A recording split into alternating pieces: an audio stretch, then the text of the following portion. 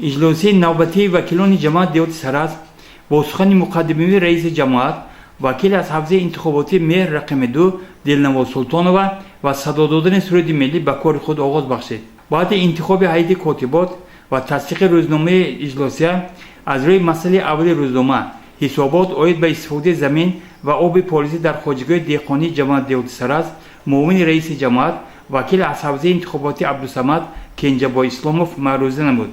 از روی معروضه چند نفر وکیلان با مذاکره برآمده اندیشه‌های خود را از وضع استفاده زمین و تامین خواجگاه دهقانی با آب پالیزی بیان نمودند. سپس مسئله دوم روزنامه رفت اجرای قانون جمهوری تاجیکستان درباره تنظیم عنعنه و جشن مراسم ملی در جمهوری تاجیکستان مورد محاکمه قرار گرفت. در این باره جمشید مجیدوف سرمتخصص عاید به کارهای دین، تنظیم عنعنه و جشن مراسم‌های جماعت معروضه نمود.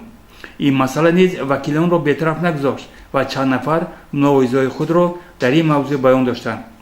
در ادامه اجلاس وکیلان حسابات وکیل از حوزه انتخاباتی آفتاب رقم 9 امین مصطفی را عاید به فعالیت وکیلش شنیده و معلومات گرفتند. در مجلس نماینده مقامات اجرایی حاکمیت دولت شهر عبدالحکیم سلطانوف اشتراک داشت و سخن گفت. اجلاس از روی همین مسائل محاکمه شده قرارهای دختار قبول کرد. اجلاس با سخن جنبستی رئیس جماعت وکیل از حوزه انتخاباتی مهر رقم 2 دلنواز سلطانова و صدا دادن سرود ملی به کار خود حسن انجام بخشید.